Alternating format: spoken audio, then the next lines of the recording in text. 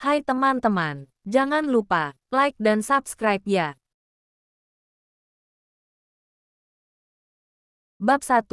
Senyum di antara tumpukan jurnal. Matahari pukul 8 pagi menyelinap masuk melalui celah jendela perpustakaan pusat Universitas Cakrawala. Tepat mengenai meja nomor 14 yang sudah dipenuhi tumpukan buku setebal bantal. Di sana, Mei Li sedang bersenandung kecil. Satu bab lagi. Mei, you can do it, bisiknya pada diri sendiri sambil memberikan gestur mengepalkan tangan ke udara. Mei Li bukan sekadar mahasiswi semester 6 biasa. Di kampus ini, namanya adalah sinonim dari IPK sempurna. Namun, alih-alih menjadi sosok kutu buku yang kaku dan membosankan, Mei Li adalah matahari berjalan. Dia adalah tipe orang yang tetap akan berterima kasih pada mesin kopi meskipun mesin itu baru saja menelan koinnya tanpa mengeluarkan minuman. Mungkin mesinnya sedang butuh donasi untuk biaya servis. Begitu pikirnya tadi pagi. Hari ini adalah hari pengumuman pemilihan asisten peneliti utama untuk proyek prestisius Prof. Hadi. Semua mahasiswa ambisius di semester 6 sedang tegang. Tapi Mei Li justru sibuk menempelkan stiker wajah tersenyum di pojok catatan miliknya. Mei, kamu kok masih santai banget sih? Dinda, sahabatnya, datang dengan napas terengah-engah. Gosipnya, tahun ini Prof. Hadi nggak cuma pilih satu orang. Katanya ada mahasiswa pindahan dari Jerman yang bakal jadi saingan berat kamu buat posisi itu. Mei Li mendongak, matanya berbinar tulus. Wah, dari Jerman, seru dong. Din, berarti aku bisa belajar istilah teknis pakai bahasa Jerman. Guten Morgen, keren. Kan, Dinda menepuk jidatnya. Mei, ini kompetisi, bukan pertukaran budaya. Katanya dia itu orangnya dingin, sombong, dan, yah, jenius sih. Namanya kaku banget. Kalau nggak salah panggilannya, Rian. Dingin, Mei Li malah terkekeh. Memasukkan pulpen warna-warninya ke dalam kotak pensil berbentuk wortel. Mungkin dia cuma butuh jaket atau teh hangat, Din. Orang sombong itu biasanya cuma orang pemalu yang salah kostum aja. Tenang saja. Dunia ini terlalu indah untuk dipakai khawatir. Mei Li bangkit berdiri, merapikan rok plisketnya, dan menyampirkan tas ransel yang penuh gantungan kunci lucu. Dengan langkah ringan dan senyum yang bisa membuat bunga layu jadi segar kembali, ia berjalan menuju mading utama. Dia tidak tahu bahwa di balik tikungan koridor menuju mading, sesosok pria tinggi dengan wajah datar sedingin es dan tatapan tajam di balik kacamata sedang berdiri menatap daftar nilai. Dan tepat di atas namanya, ada nama Mei Li yang tertulis dengan tinta tebal. Jadi, ini si gadis matahari itu, gumam pria itu dengan nada sinis. Mei Li yang sedang berjalan sambil bersenandung, tiba-tiba tersandung tali sepatunya sendiri tepat di depan pria itu. Bukannya malu, Mei Li malah tertawa kecil sambil berlutut membetulkan tali sepatunya. Aduh, sepatu ini perhatian banget ya, sampai minta diikat lagi di depan orang ganteng. Gumam Mei Li pelan, tanpa menyadari bahwa orang ganteng yang dimaksud sedang menatapnya seperti sedang melihat anomali ilmiah yang aneh. Bab 2. Tamu tak diundang dan kotak Pandora. Setelah seharian penuh tawa di kampus, Mei Li pulang dengan langkah dansa kecil. Namun, suasana di ruang tamu rumahnya terasa berbeda. Bau cerutu mahal dan aroma teh melati yang pekat memenuhi ruangan. Di kursi kebesarannya, kakek duduk dengan senyum yang lebih lebar dari biasanya. Mei Li, cucuku yang paling cantik. Sini, kakek punya kejutan, seru kakek sambil menepuk kursi di sampingnya. Mei Li mendekat dengan rasa ingin tahu yang besar. Kejutan, kakek menang undian jalan-jalan ke Korea. Kakek tertawa renyah. Lebih baik dari itu, kakek baru saja bicara dengan sahabat lama kakek. Kami sudah sepakat, kamu akan kakek jodohkan dengan cucunya. Engwo. Mei Li terdiam. Senyum yang biasanya permanen di wajahnya membeku. Engwo, siapa itu? Nama toko roti. Dia pengusaha muda. Mei. Usianya 28 tahun. Sedang merintis perusahaan teknologi. Dia tampan, mapan, dan sangat disiplin.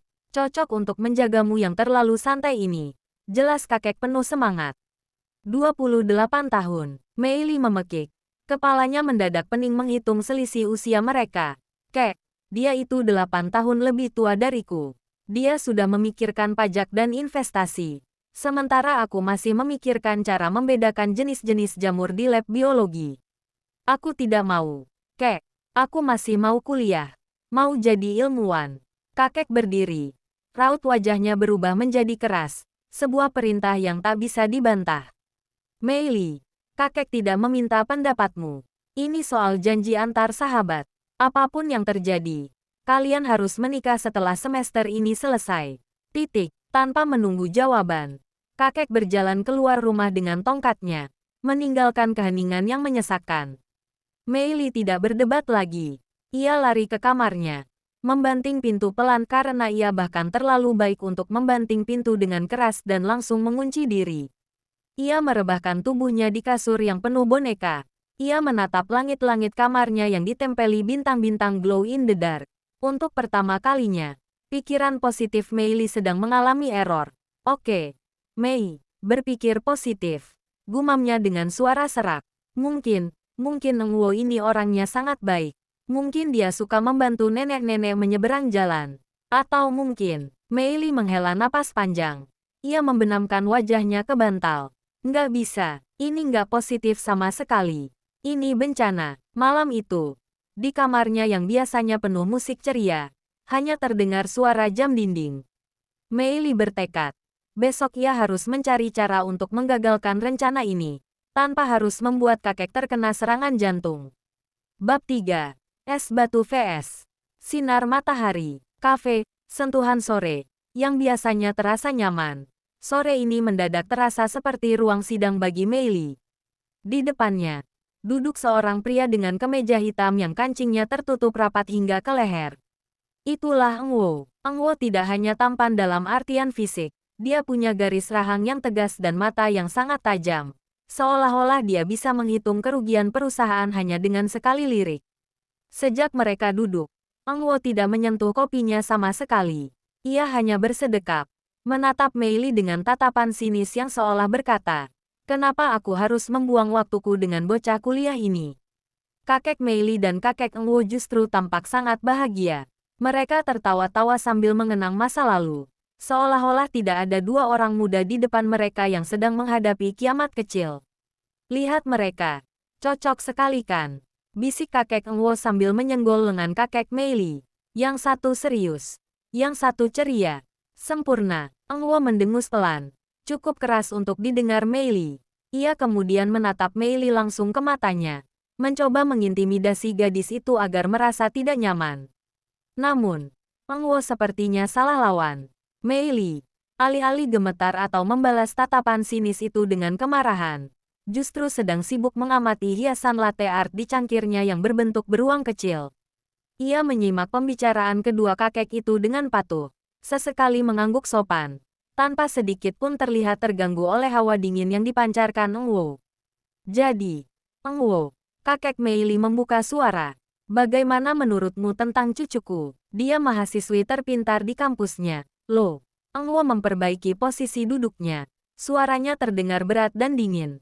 Kepintaran di kampus seringkali tidak berguna di dunia nyata. Kek, saya butuh pasangan yang bisa mengimbangi jadwal saya yang padat. Bukan seseorang yang masih sibuk belajar untuk ujian semester. Kalimat itu sangat kasar. Tapi Mei Li hanya berkedip pelan. Ia mengangkat cangkirnya, menyeruput kopi susunya dengan tenang, lalu menatap Eng Wo dengan tatapan polos. Wah, Mas Eng Wo benar banget, ujar Mei Li santai, menyebut Eng Wo dengan panggilan Mas yang terdengar sangat akrab di telinga pria itu. Dunia nyata memang keras, makanya, mumpung aku masih kuliah, aku puas-puasin buat tetap positif. Biar nanti pas kerja, aku nggak gampang stres dan jadi gampang sinis ke orang lain. Mei Li memberikan senyum tipis yang tulus, tapi Eng Wo merasa seperti baru saja disindir dengan sangat sopan.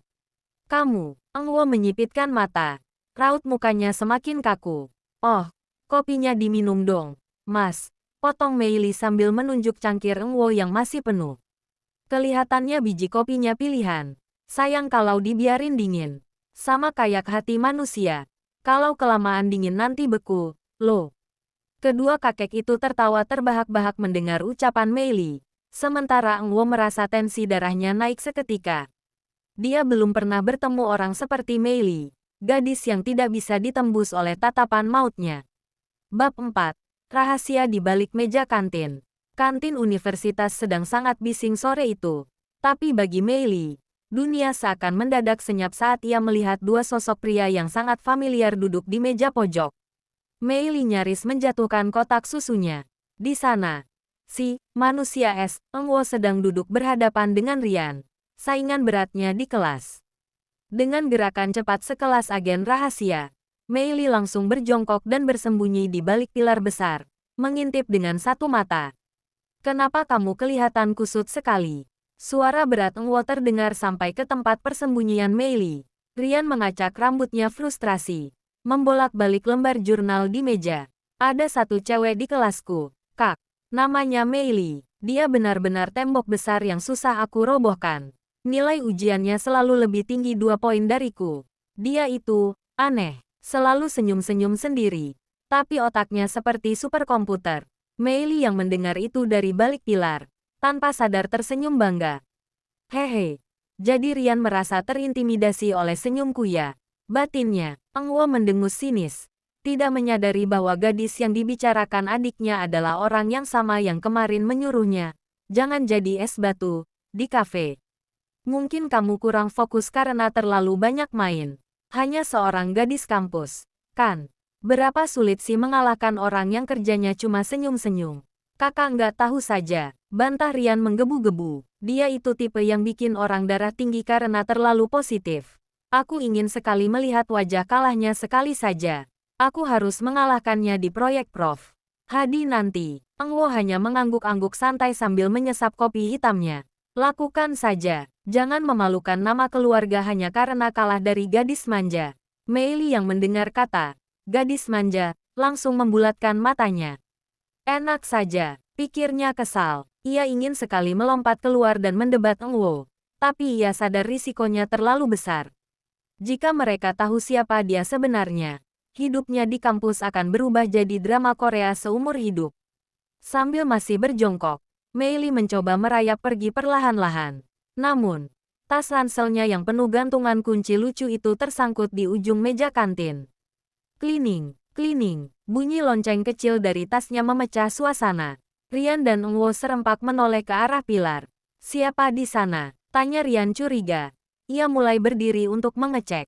Mei Li menahan napas. Waduh, masa depan positif thinkingku dalam bahaya. Pelarian Mei Li kali ini benar-benar menguji kelincahan fisiknya.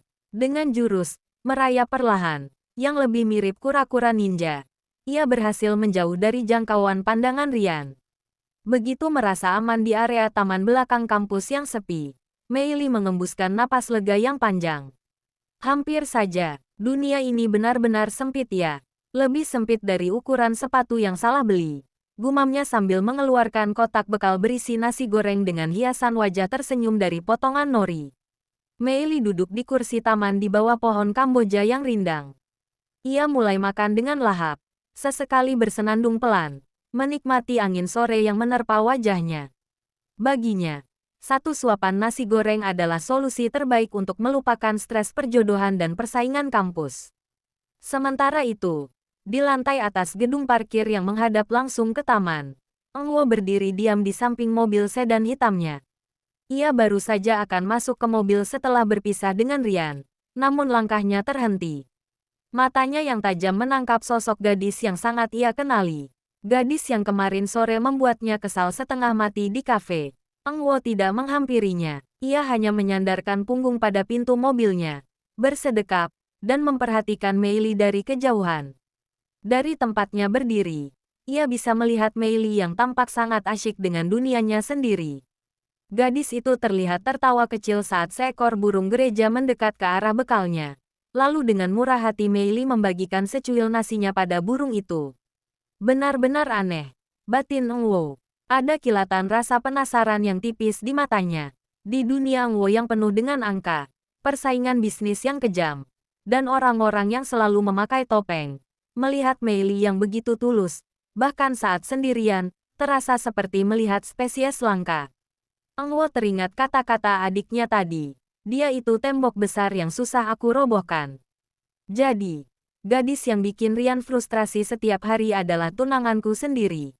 Eng Wo berbisik pelan, sudut bibirnya yang biasanya kaku, tanpa sengaja tertarik sedikit ke atas, nyaris menyerupai senyuman, meski sangat tipis. Menarik, mari kita lihat seberapa lama kamu bisa tetap positif di hadapanku, Mei Li. Eng Wo pun masuk ke dalam mobilnya dan menyalakan mesin. Ia meluncur pergi tanpa suara, meninggalkan Mei Li yang masih asyik mengajak bicara burung gereja tentang betapa indahnya awan sore itu. Bab 5. Gaun yang ternoda dan hati yang membeku. Malam itu, aula besar milik keluarga Eng Wo tampak berkilauan. Mei Li datang dengan gaun selutut berwarna putih tulang yang sederhana, tanpa banyak payet. Ia melepas kacamata besarnya dan membiarkan rambut hitamnya terurai alami. Riasannya tipis. Hanya sedikit polesan pada bibir yang membuatnya tampak sangat manis. Bukan lagi mahasiswi kutu buku, melainkan seorang gadis yang anggun. Saat ia masuk, langkahnya sempat terhenti. Ia melihat Eng Wo yang tampak sangat berwibawa dengan tuxedo hitam, dan Rian yang berdiri di sampingnya. Mei Li, gumam Rian hampir tak percaya. Itu benar-benar dia, Kak, musuh bebuyutanku. Eng Wo terdiam, matanya tidak lepas dari sosok Mei Li. Ada rasa terkejut yang ia sembunyikan di balik wajah datarnya. Namun, keindahan malam itu segera hancur. Seorang wanita bernama Sinta, yang sudah lama mengejar Eng Wo, merasa terancam dengan kehadiran Mei Li. Ia sengaja menumpahkan minuman ke gaunnya sendiri saat Mei Li lewat, lalu berteriak histeris, menuduh Mei Li sengaja mendorongnya karena iri. Eng Wo, lihat apa yang dilakukan gadis desa ini padaku. Jerit Sinta sambil terisak palsu. Dia bilang aku tidak pantas berada di dekatmu. Eng Wo, yang sedang dalam tekanan kerja dan emosi yang tidak stabil karena perjodohan ini, langsung tersulut. Ia berjalan menghampiri Mei Li dengan langkah besar. Apa yang kamu lakukan? Bentak Eng Wo di depan tamu undangan. Suaranya menggelegar, memecah musik pesta. Mei Li tersentak. Aku tidak melakukan apa-apa. Tadi aku cuma lewat. Cukup, potong Eng Wo kasar. Tatapannya sangat dingin. Lebih tajam dari biasanya. Aku tahu kamu terpaksa di sini. Tapi jangan membawa perilaku rendahmu ke pesta kakekku. Kamu pikir dengan berdandan seperti ini, kelasmu akan naik. Kamu tidak cocok berada di sini. Mei Li, keluar sekarang juga. Kata-kata itu seperti belati yang menusuk tepat di jantung Mei Li. Semua orang berbisik-bisik. Mei Li hanya diam. Ia tidak menangis. Tidak juga membela diri.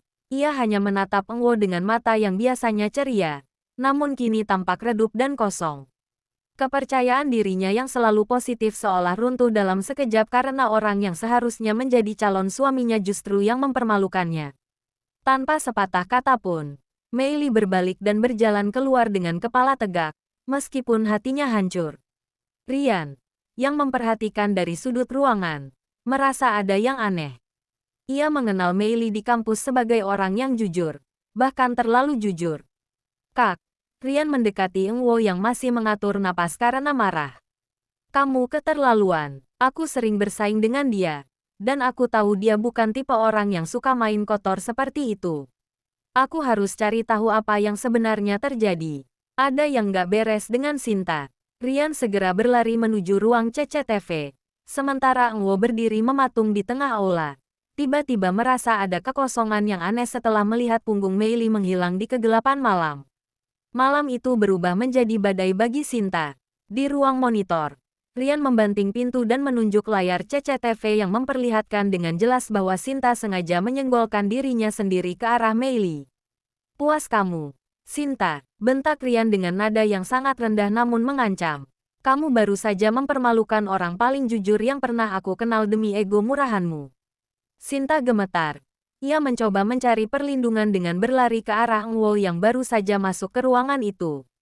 Eng Wo, aku cuma bercanda. Aku nggak bermaksud. Sinta mencoba meraih lengan Eng Wo dengan wajah memelas. Sret, Eng Wo menepis tangan Sinta dengan kasar, bahkan tanpa melihat wajah wanita itu. Tatapan Eng Wo tertuju pada layar monitor yang masih menampilkan momen Mei Li terdiam sebelum diusir tadi. Rasa sesak yang asing merayapi dada Eng Wo. Tanpa berkata apa-apa, Eng Wo berbalik dan berjalan cepat menuju mobilnya. Rian yang melihat gelagat aneh kakaknya segera mengejar dan masuk ke kursi penumpang sebelum kakaknya sempat menginjak gas. Kak, tunggu. Rian mengatur napasnya. Kenapa kamu bisa seemosional itu tadi? Dan sejak kapan kamu kenal Mei Li sampai bisa mengusirnya seolah kamu punya hak atas kehadirannya? Eng Wo mencengkeram kemudi dengan sangat erat sampai buku-buku jarinya memutih. Suasana di dalam mobil terasa sangat tegang. Dia tunanganku. Ucap Eng Wo singkat. Suaranya parau. Apa? Rian hampir melompat dari kursinya. Tunangan. Maksudmu? Gadis, bintang kampus yang selalu bikin aku darah tinggi itu adalah calon istri yang selalu kakek bangga-banggakan. Eng Wo mengangguk pelan. Kakek menjodohkan kami beberapa hari yang lalu. Aku menolaknya. Dan aku pikir dia juga gadis egois yang cuma mau mengincar harta keluarga kita. Itulah kenapa aku langsung meledak tadi. Rian tertawa hambar. Sebuah tawa yang penuh dengan rasa tidak percaya sekaligus ironi. Kamu salah besar, Kak. Mei Li itu. Dia bahkan tidak tahu siapa aku sebenarnya di kampus. Dia cuma fokus belajar dan selalu berpikir positif tentang semua orang. Dan tadi, kamu baru saja menghancurkan satu-satunya hal yang paling berharga darinya, senyumnya. Eng Wo terdiam 1000 bahasa. Kata-kata Rian seperti tamparan keras yang menyadarkannya bahwa ia telah menjadi penjahat dalam kehidupan seseorang yang tidak bersalah. Terus sekarang kamu mau apa? Tanya Rian menantang. Eng Wo menatap lurus ke depan, ke arah jalanan yang gelap. Aku harus mencarinya. Bab 6. Cahaya yang redup. Kampus Universitas Cakrawala tetap sama. Namun bagi siapapun yang mengenal Mei Li, ada sesuatu yang hilang pagi itu. Tidak ada lagi suara senandung lagu pop yang ceria. Tidak ada lagi sapaan manis untuk petugas kebersihan. Bahkan tidak ada lagi tawa kecil saat ia melihat kucing kampus. Mei Li duduk di barisan paling depan kelas. Kembali mengenakan kacamata besarnya yang menutupi sembab di matanya. Ia fokus menatap papan tulis dengan pandangan kosong yang tajam. Rian masuk ke kelas dengan perasaan gelisah. Biasanya, ia akan sengaja menaruh tasnya dengan kasar di samping Mei Li untuk memancing perdebatan. Namun kali ini, ia meletakkan tasnya perlahan, hampir tanpa suara. Mei, panggil Rian pelan. Soal yang semalam di pesta. Kakakku. Dia, Mei Li tidak menoleh. Ia tetap mencatat jurnal tanpa menghentikan goresan pulpennya. Rian, kalau kamu mau bahas tentang revisi laporan praktikum Prof. Hadi, aku sudah siapkan datanya di meja. Kamu bisa ambil, bukan itu. Mei, potong Rian. Aku mau minta maaf atas nama Kak Eng Wo. Dia sudah tahu kebenarannya. Dia lihat CCTV-nya. Dia benar-benar merasa bersalah. Mei Li berhenti menulis. Ia menghela napas panjang. Lalu menoleh ke arah Rian. Tidak ada kemarahan di matanya. Hanya ada tembok transparan yang sangat tinggi. Rian, ucap Mei Li tenang. Suaranya terdengar sangat dewasa dan datar. Di kampus ini, kamu adalah rekan timku. Aku akan menanggapi semua hal yang berhubungan dengan akademik dan proyek kita dengan profesional.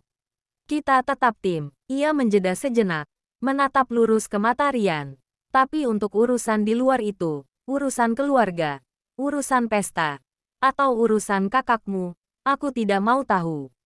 Tolong jangan bahas itu lagi. Aku ingin fokus lulus dengan nilai terbaik agar aku bisa segera pergi dari situasi ini. Rian terpaku. Ia lebih suka Mei Li memaki-makinya atau melemparkan buku ke arahnya daripada melihat Mei Li yang bersikap seformal ini. Mei Li yang manusiawi telah hilang, digantikan oleh robot pintar yang efisien. Tapi Mei, Kak Eng Wo mau bicara. Dosen sudah datang. Rian, potong Mei Li lagi sambil kembali menghadap ke depan.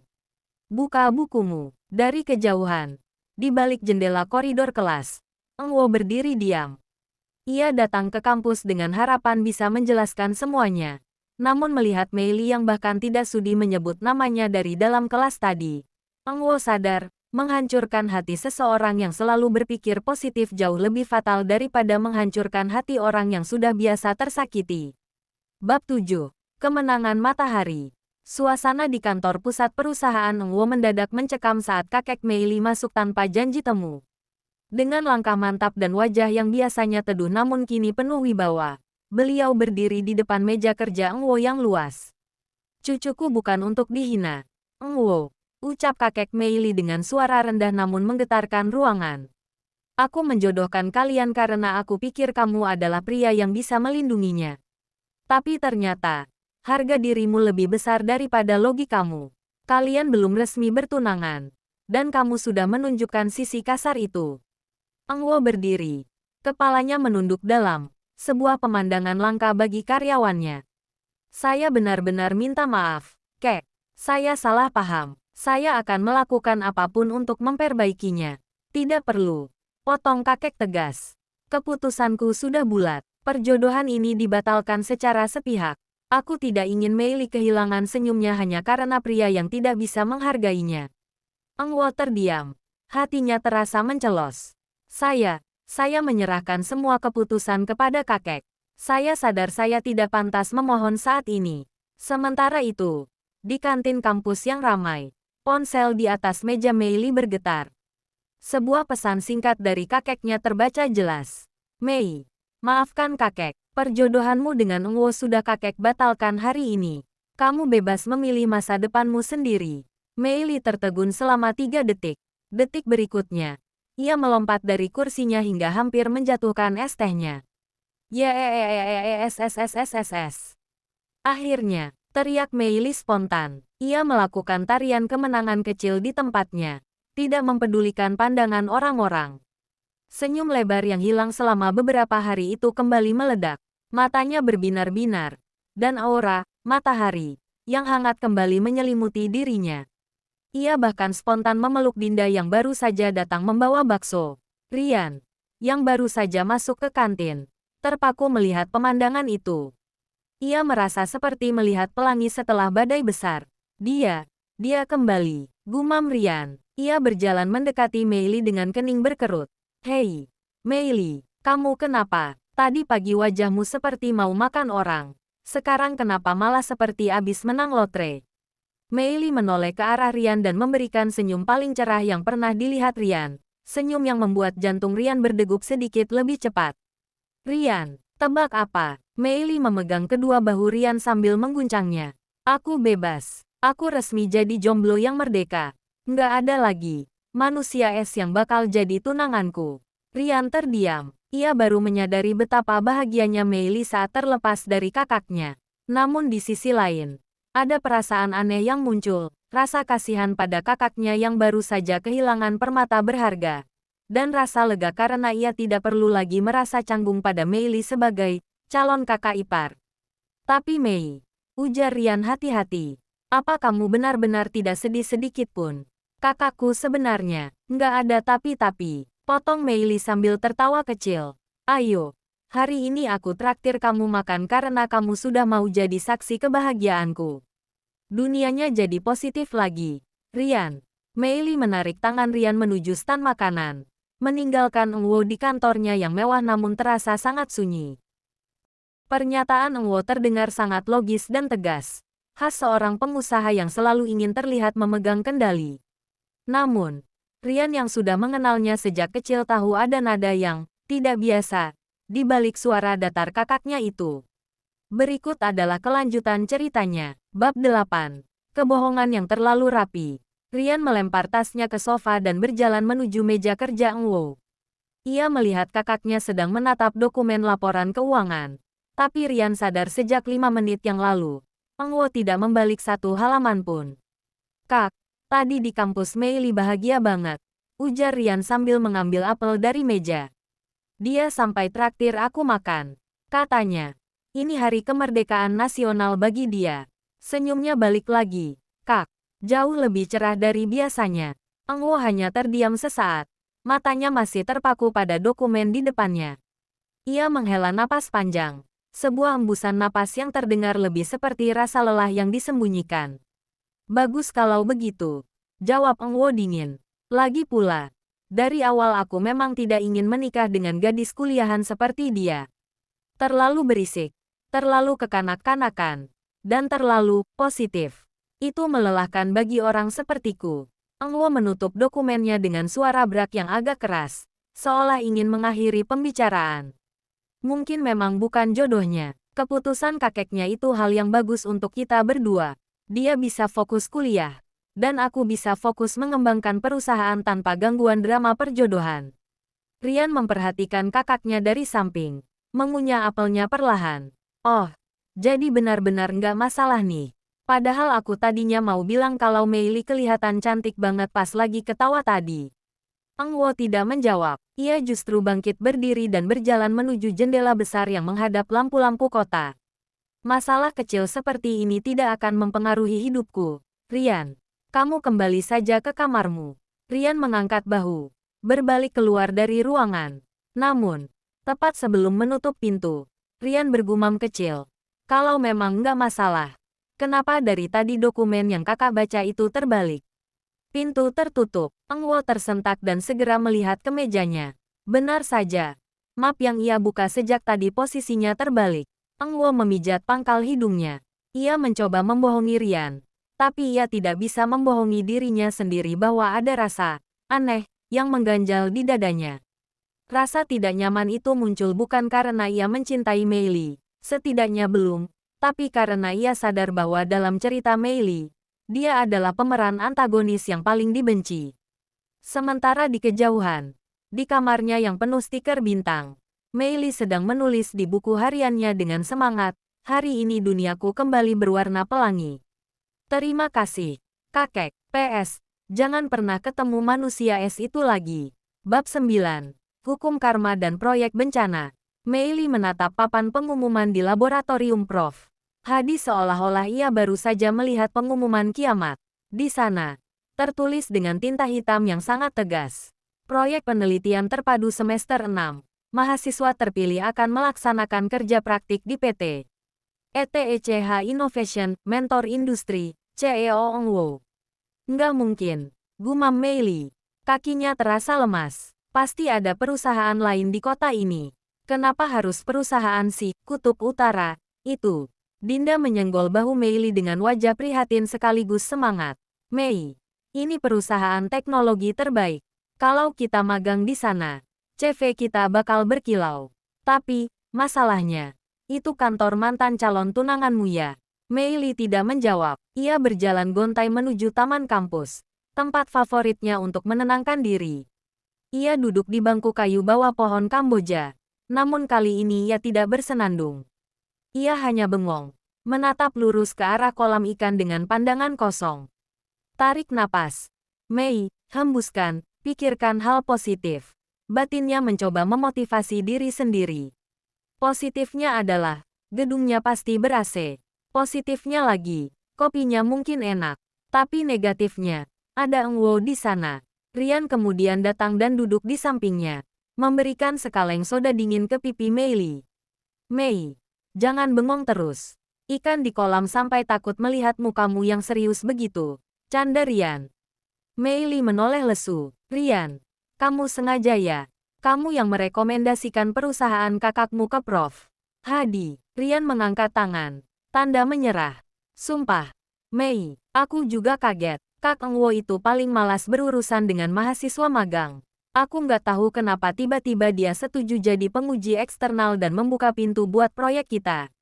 Mungkin dia lagi kesambet. Mei Li menghela napas panjang, lalu menyandarkan kepalanya ke sandaran bangku. Aku sudah merayakan kemerdekaan kemarin, Rian. Kenapa sekarang aku merasa seperti mau dijajah lagi? Anggap saja ini tantangan profesional, ujar Rian mencoba menghibur. Kamu bilang sendiri kan, di kampus kita adalah tim. Anggap saja kantor itu adalah laboratorium besar. Jangan lihat CEO-nya, lihat teknologinya. Mei Li terdiam sebentar, lalu pelan-pelan senyum tipis mulai muncul kembali di wajahnya, meski dipaksakan. Kamu benar, aku adalah mahasiswi teladan. Aku nggak boleh kalah cuma karena satu orang sinis. Aku akan masuk ke sana, kerja dengan hebat, lalu keluar dengan nilai A tanpa perlu bicara sepatah kata pun sama dia. Mei Li berdiri dengan semangat yang baru dikumpulkan. Oke, mari kita hadapi manusia es itu. Sementara itu, di lantai teratas gedung PT ETECH Innovation, Eng Wo berdiri di balik jendela kaca besarnya, menatap ke arah gerbang kantor. Di meja kerjanya, Sudah terletak 3 map biodata mahasiswa magang. Map paling atas adalah milik Mei Li. Eng Wo menyentuh foto Mei Li di dokumen tersebut. Selamat datang di duniaku, Mei Li. Mari kita lihat seberapa profesional kamu saat bertemu denganku setiap hari. Strategi Mei Li kali ini adalah menjadi robot profesional. Jika Eng Wo berpikir dia adalah gadis kekanak-kanakan yang hanya tahu cara tersenyum, maka Mei Li akan menunjukkan sosok yang sangat berbeda. Bab 10. Perang dingin di lantai 20. Pagi itu, Mei Li muncul di lobi PT Attack Innovation dengan penampilan yang membuat Dinda dan Rian melongo. Tidak ada lagi rok plisket warna-warni atau gantungan kunci wortel. Mei Li memakai setelan blazer hitam kaku, kemeja putih yang dikancing hingga ke leher, dan rambut yang disanggul sangat rapi. Hampir terlalu rapi hingga terlihat seperti pramugari yang sedang marah. Kacamata besarnya bertengger kokoh, memberikan kesan, jangan ajak aku bicara jika bukan soal data. Mei, kamu mau magang atau mau pelantikan menteri? Bisik Dinda saat mereka naik lift. Mei Li memperbaiki posisi kacamatanya. Aku sedang membangun benteng. Dinda, benteng profesionalisme. Di ruang rapat utama, Prof. Hadi sudah menunggu bersama Eng Wo. Saat Mei Li masuk, Eng Wo sempat tertegun sejenak. Ia hampir tidak mengenali gadis matahari yang kemarin menari di kantin. Mei Li yang sekarang tampak sangat membosankan dan dingin. Selamat pagi, Prof. Hadi. Selamat pagi, Pak Eng Wo. Sapa Mei Li dengan nada suara yang datar dan tanpa ekspresi. Bahkan tanpa melihat mata Eng Wo. Ia langsung duduk dan membuka laptopnya. Prof. Hadi tersenyum. Nah, karena semua sudah di sini, Eng Wo, silakan berikan pembagian tugas untuk para asistenku ini. Eng Wo menyeringai tipis. Tipe seringai yang menandakan dia punya rencana licik. Ia menggeser sebuah dokumen tebal ke arah Mei Li. Rian dan Dinda akan membantu di divisi pemasaran dan pengembangan dasar. Tapi untuk Mei Li, Eng Wo menjeda kalimatnya. Menatap Mei Li dengan intens. Karena kamu adalah murid terpintar, aku memberikanmu tugas untuk melakukan audit data sistem yang gagal dijalankan bulan lalu. Kamu harus membedah ribuan baris kode dan mencari celah kesalahannya dalam 3 hari. Rian terbelalak. Kak, itu tugas untuk tim senior. Mana mungkin, Mei Li sanggup, kan? Potong Eng Wo. Sengaja memprovokasi. Atau kamu mau tugas yang lebih ringan seperti menyeduh kopi? Prof. Hadi tampak ragu. Tapi Mei Li justru mendongak. Ia tidak terlihat marah. Ia hanya menatap Eng Wo seolah-olah Eng Wo adalah salah satu kolom di tabel Excel-nya. Saya terima tugasnya, Pak. Data adalah bahasa saya. Saya tidak butuh tugas menyeduh kopi. Karena saya di sini untuk bekerja, bukan untuk melayani. Jawab Mei Li tegas. Sepanjang pertemuan, Mei Li benar-benar menjadi robot. Saat Eng Wo mencoba memberikan penjelasan tambahan yang sebenarnya bisa menjadi celah untuk mengobrol, Mei Li hanya menjawab dengan, "Sudah jelas, Pak. Terima kasih, Pak." Atau, "Saya akan segera kirim laporannya lewat email." Selesai rapat, Eng Wo sengaja berdiri di dekat pintu, menghalangi jalan Mei Li. "Mei Li, soal ruanganmu." Mei Li berhenti tepat 3 langkah di depan Eng Wo, menjaga jarak aman yang sangat formal. "Mohon maaf, Pak, jika soal teknis, Bapak bisa sampaikan lewat supervisor saya. Jika soal administrasi, saya akan hubungi sekretaris Bapak.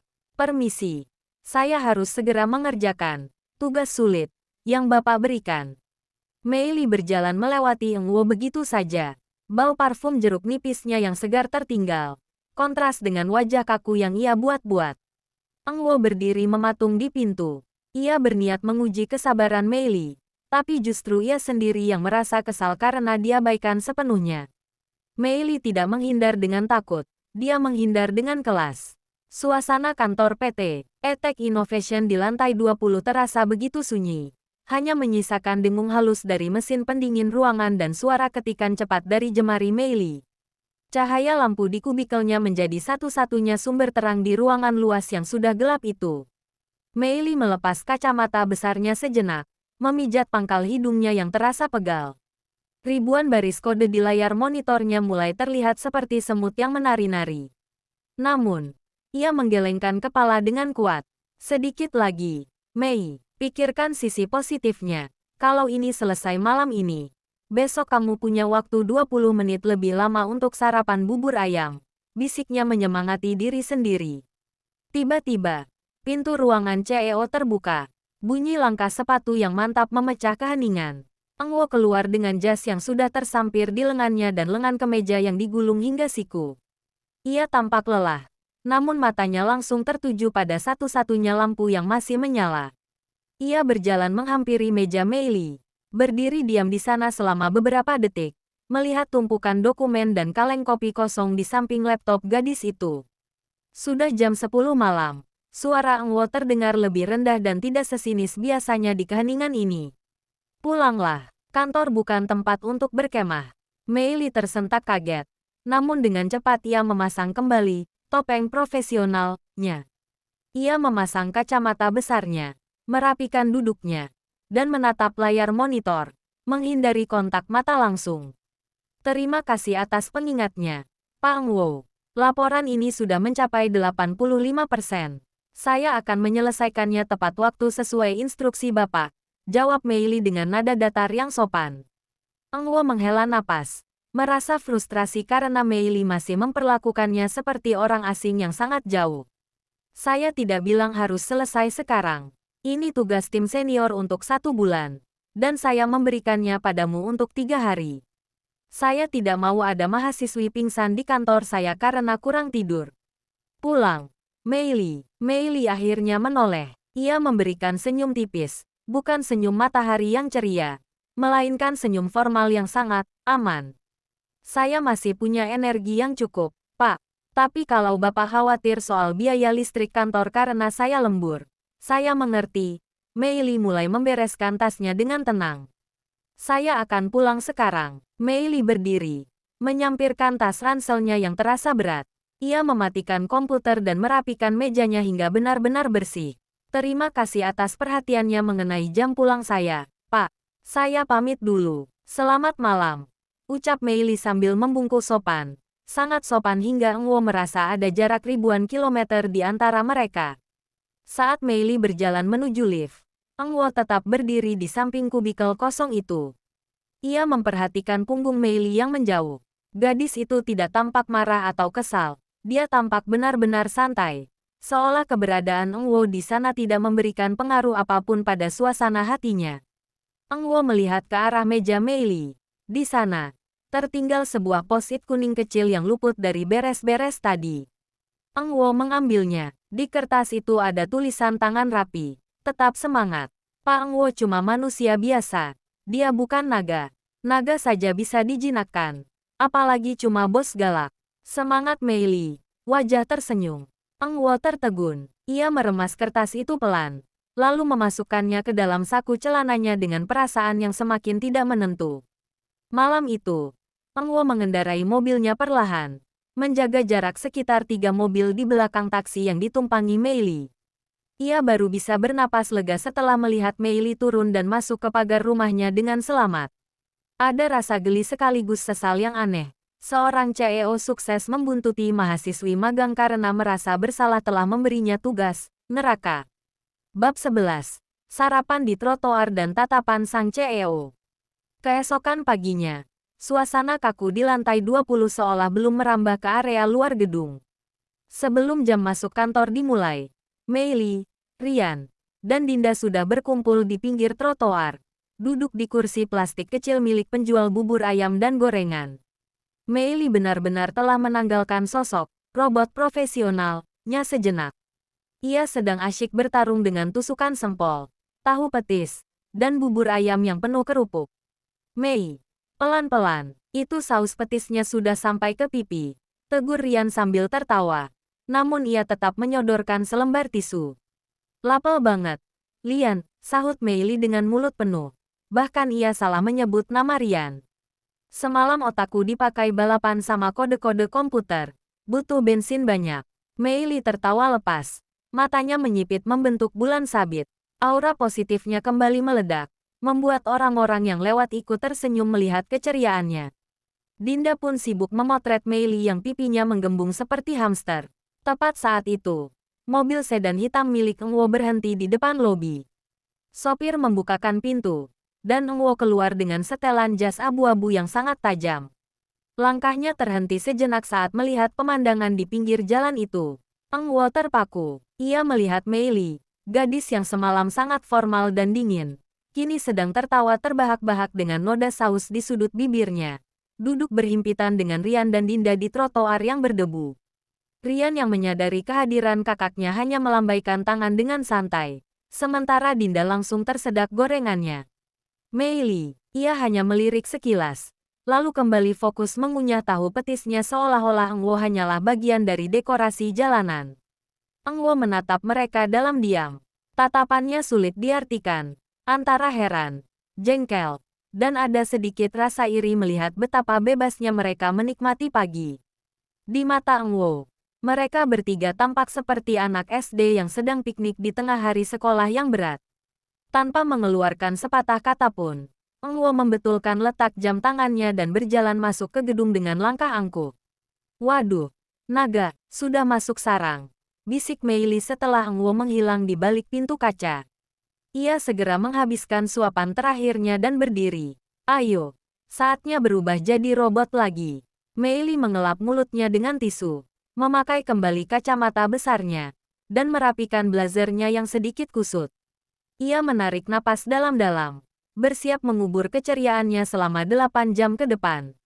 Mereka bertiga berjalan masuk mengikuti langkah Eng Wo dari kejauhan. Begitu masuk ke dalam lift, Mei Li berdiri di pojok belakang, kembali menatap lantai lift dengan ekspresi datar yang paling profesional yang pernah ada. Bab 12. Air yang menghapus kesabaran. Di dalam ruang kerja CEO yang kedap suara, Mei Li berdiri dengan sikap sempurna. Ia menyerahkan sebuah flash disk dan laporan cetak kepada Eng Wo. Tugas audit selesai, Pak. Semua celah kode sudah saya tutup dan optimasi sistem sudah berjalan 100%, ucap Mei Li datar. Eng Wo membuka file tersebut di layar monitor besarnya. Matanya yang tajam menelusuri ribuan baris kode yang kini tertata sangat rapi. Namun, saat ia sampai di baris paling akhir, ia menemukan sebuah komentar kode tersembunyi yang tidak akan terlihat oleh pengguna biasa. Catatan sistem. Kode ini sudah sembuh dari kedinginan akut. Semoga yang baca juga cepat sembuh dari sifat kaku. Tetaplah bernapas. Dunia tidak akan runtuh hanya karena satu kesalahan. Wajah tersenyum. Eng Wo hampir saja mendengus geli kalau saja pintu ruangannya tidak terbanting terbuka. Eng Wo sayang, kamu sibuk ya? Sinta berhenti mematung. Matanya melotot melihat Mei Li yang berdiri di sana. Loh, kamu, ngapain kamu di kantor tunanganku? Mei Li memutar bola matanya. Rasa malasnya sudah mencapai ubun-ubun. Tanpa menunggu perintah, ia membungkuk pada Eng Wo. Tugas saya selesai. Saya permisi keluar. Eng Wo, kenapa si gadis desa ini ada di sini? Sinta merengek, mencoba memeluk lengan Eng Wo. Tapi Eng Wo menghindar dengan kasar. Dia mahasiswi magang terbaik di sini, Sinta. Dan jangan pernah panggil aku seperti itu. Keluar, aku tidak punya waktu untuk drama tidak pentingmu. Usir Eng Wo dengan nada yang sangat dingin. Sinta menghentakkan kakinya kesal. Dengan wajah merah padam karena malu diusir, ia berjalan keluar. Saat melewati kubikel Mei Li yang terbuka, Sinta melihat sebuah gelas berisi air putih penuh. Tanpa peringatan, Sinta menyambarnya dan BYURRR. Air itu mengenai tepat di wajah dan baju Mei Li. Mei Li terkesiap. Napasnya tertahan karena kaget. Kacamata besarnya basah kuyup. Dan baju putihnya mendadak jiplak karena air. Rasakan itu. Biar kamu sadar tempatmu di mana. Maki Sinta. Sinta. Suara Eng Wo menggelegar dari ambang pintu ruangannya. Ia melangkah cepat, mencengkeram lengan Sinta dan menariknya menjauh dari meja Mei Li. Keamanan. Bawa wanita ini keluar dan jangan pernah izinkan dia masuk ke gedung ini lagi selamanya. Sinta berteriak histeris saat petugas keamanan menyeretnya pergi. Sementara itu, suasana kantor mendadak hening. Dinda langsung lari membawakan tumpukan tisu. Sementara Rian yang baru kembali dari kantin langsung meledak amarahnya melihat kondisi Mei Li. Tanpa banyak bicara, Rian melepas jaket hoodie yang ia pakai dan menyampirkannya ke bahu Mei Li yang gemetar karena kaget. Pakai ini, Mei, ayo ke toilet. Ganti bajumu, ucap Rian dengan nada khawatir yang sangat jelas. Ang Wo berdiri terpaku beberapa langkah dari mereka. Tangannya mengepal. Ia ingin mendekat. Ingin menjadi orang yang memberikan jaket itu. Tapi ia melihat bagaimana Mei Li bersandar pada Rian dan Dinda. Seolah-olah Ang Wo adalah bagian dari alasan kenapa kesialan ini menimpanya. Mei Li melepas kacamatanya. Mengusap air di wajahnya dengan tisu yang diberikan Dinda. Ia mendongak.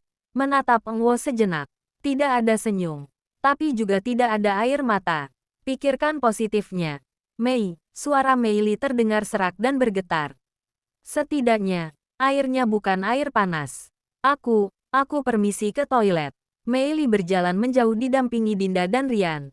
Meninggalkan Ng Wo yang merasa jantungnya seperti diremas. Pesan tersembunyi di kode tadi tentang dunia tidak akan runtuh. Seolah menertawakan Ng Wo yang sekarang merasa dunianya benar-benar sedang berantakan. Suasana di kantor yang tadinya bising oleh kasakusuk karyawan mendadak mencekam. Di depan pintu toilet wanita yang sepi, Ng Wo berdiri mematung. Ia tidak sengaja melangkah ke sana. Kakinya seolah bergerak sendiri karena rasa bersalah yang tak tertahankan. Dari balik pintu yang tertutup, suara yang biasanya ceria dan penuh semangat itu kini pecah. Mei Li tidak meraung. Ia hanya terisak kecil.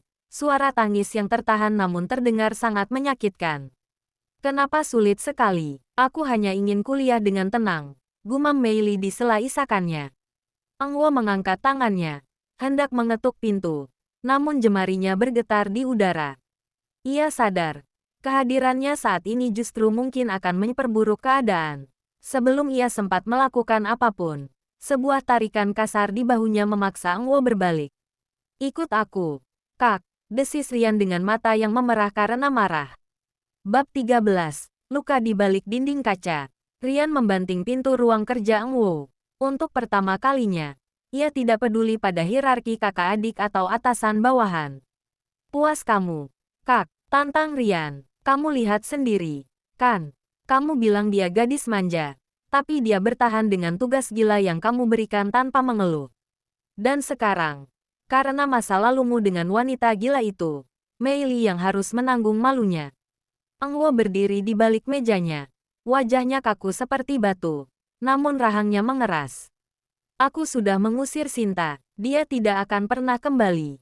Terlambat, bentak Rian. Mei Li itu seperti matahari, Kak. Dia selalu memberi cahaya buat orang di sekitarnya. Tapi sejak ketemu kamu, cahayanya terus-menerus kamu redupkan. Kamu nggak pantas berada di sekitar dia. Kamu itu cuma pembawa sial buat hidupnya yang tenang. Kata-kata pembawa sial itu menghantam Ng Wo tepat di ulu hati. Amarah mulai mendidih di dalam dadanya. Ia ingin berteriak bahwa ia juga tidak menginginkan semua ini terjadi. Ia ingin memarahi Rian karena berani mencampuri urusannya. Namun amarah itu tertahan di tenggorokan. Ng Wo hanya bisa diam, membiarkan adiknya menumpahkan segala caci maki. Ia merasa tangannya terikat oleh kenyataan bahwa apa yang dikatakan Rian ada benarnya. Dengar, Kak. Rian mengatur napasnya. Suaranya kini merendah namun tajam. Jangan dekati dia lagi. Biar aku yang jaga dia di kampus. Biar aku yang balikin senyumnya. Kamu, fokus saja sama perusahaan dinginmu ini. Rian keluar dan membanting pintu. Meninggalkan Ng Wo dalam keheningan yang menyesakkan. Ng Wo perlahan duduk di kursinya. Ia membuka laci mejanya, mengeluarkan kertas post-it kuning yang ia temukan kemarin. Catatan kecil Mei Li tentang naga yang bisa dijinakkan. Ng Wo memejamkan mata. Isakan Mei Li di toilet tadi terus terngiang-ngiang. Ia adalah pria yang bisa mengendalikan perusahaan bernilai miliaran.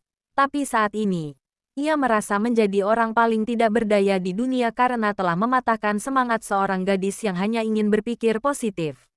Matahari sore yang berwarna jingga menembus jendela kaca besar di ruangan Ng Wo, menciptakan bayangan panjang yang memisahkan posisi berdiri mereka berdua. Suasana terasa sangat berat, seolah udara di ruangan itu dipenuhi oleh kata-kata yang sulit diucapkan. Ng Wo berdiri di depan meja kerjanya, tidak lagi dengan keangkuhan seorang CEO, melainkan dengan bahu yang sedikit turun. Ia menatap Mei Li yang berdiri kaku dengan jaket hoodie milik Rian yang tampak terlalu besar di tubuhnya. Mei Li, suara Ng Wo terdengar parau. Soal kejadian hari ini, dan kejadian di pesta kakek saya waktu itu, Saya benar-benar minta maaf. Saya salah menilai kamu. Dan saya membiarkan emosi saya mengaburkan logika. Tidak seharusnya kamu diperlakukan seperti itu. Mei Li terdiam cukup lama. Ia menatap ke arah luar jendela, memperhatikan burung-burung yang terbang pulang. Tidak ada lagi binar jenaka di matanya. Hanya ada ketenangan yang melelahkan. Saya tidak ingin mengingat masa lalu, Pak, jawab Mei Li akhirnya. Suaranya datar, tanpa benci namun juga tanpa kehangatan. Apa yang sudah terjadi, biarlah terjadi. Saya tidak punya energi untuk menyimpan dendam, karena itu hanya akan membuat pikiran saya negatif. Mei Li kemudian menatap Eng Wo dengan tatapan yang sangat formal. Sekarang fokus saya hanya satu, menyelesaikan proyek praktik ini dengan baik dan lulus kuliah tepat waktu. Saya ingin kita tetap profesional. Bapak adalah mentor industri saya, dan saya adalah mahasiswi magang Bapak.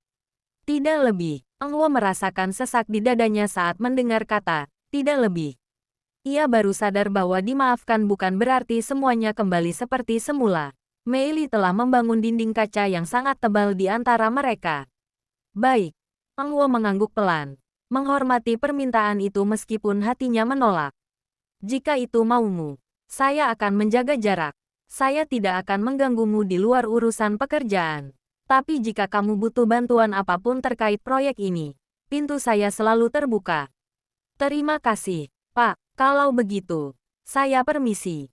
Mei Li membungkuk sopan, lalu berbalik dan berjalan keluar ruangan. Eng Wo mematung melihat pintu ruangannya tertutup. Ia baru saja mendapatkan permintaan maaf yang ia inginkan. Namun ia merasa kehilangan sesuatu yang jauh lebih besar. Sejak sore itu, Eng Wo benar-benar menepati janjinya. Di kantor, ia hanya bicara pada Mei Li jika ada keperluan data. Ia tidak lagi menatapnya dari kejauhan, tidak lagi mencoba memprovokasinya. Namun, setiap kali Mei Li tertawa bersama Rian dan Dinda di koridor, Eng Wo akan segera memalingkan wajahnya atau masuk ke dalam ruangan, mencoba menahan rasa cemburu dan penyesalan yang mulai tumbuh subur di hatinya yang dingin. Bab 14. Strategi, Matahari, dan Target Baru. Mei Li berdiri di depan cermin pagi itu sambil menyisir rambutnya. Kejadian disiram air oleh Sinta bukannya membuat dia ciut, malah memicu api persaingan di dalam dirinya. Kamu mau main kasar, Sinta? Oke. Gumam Mei Li dengan senyum penuh arti. Pikirkan positifnya. Mei, kalau Eng Wo jatuh cinta padaku, Sinta akan kalah telak. Dan aku suka kemenangan. Sesampainya di kampus sebelum berangkat ke kantor, Mei Li langsung mencegat Rian di parkiran. Wajahnya berseri-seri, kembali ke mode matahari, yang penuh energi. Tapi kali ini ada tujuan tersembunyi. Rian, selamat pagi, sapa Mei Li sambil memberikan sekotak susu stroberi kegemaran Rian. Rian menerimanya dengan kening berkerut. Tumben kamu ceria banget setelah kejadian kemarin. Kamu nggak apa-apa, kan? Aku luar biasa. Mei Li tertawa kecil. Rian, aku mau tanya sesuatu. Kakakmu, Pak Eng Wo, dia paling suka makan apa kalau lagi stres? Terus hobinya apa sih? Dia suka olahraga atau cuma suka baca laporan keuangan yang membosankan itu?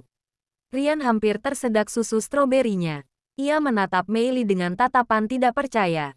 Kenapa tiba-tiba tanya soal Kak Eng Wo? Bukannya kemarin kamu bilang mau jaga jarak? Hanya ingin lebih mengenal mentor industriku, jawab Mei Li santai, mengedipkan sebelah matanya. Rian menghela napas. Ada rasa sesak yang aneh di dadanya. Kak Eng Wo itu suka makanan yang gak terlalu manis, seperti dark chocolate atau kopi hitam tanpa gula.